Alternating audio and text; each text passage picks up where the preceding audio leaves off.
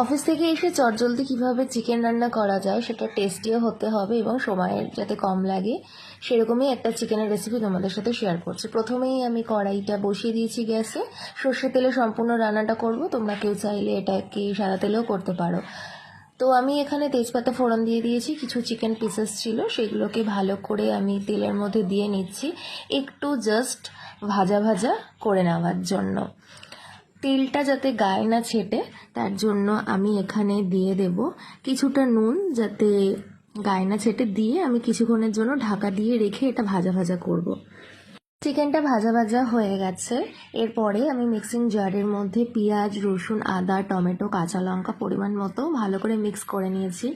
এবারে পুরো মশলাটা দিয়ে আমি কড়াইয়ের মধ্যে ভালো করে কষিয়ে নেব। কষানোর উপরে কিন্তু চিকেনটা ডিপেন্ড করছে। খুব ভালোভাবে কষালে পরে টেস্টটা কিন্তু আরও ভালো লাগে।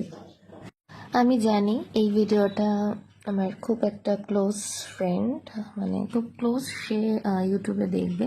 সে দেখে একটাই কথা মনে মনে ভাববে যে 5 পিস চিকেনে হবে কী করে, কারণ তো কিন্তু চিকেনের বংশ উদ্ধার করো, এইভাবেই আমাকে কমেন্ট করেছিল। কিন্তু তাকে একটাই কথা বলবো যে না, আমার 5 পিস চিকেনেই হয়ে যায়, এখন আর চিকেনের বংশ আমি উদ্ধার করি না।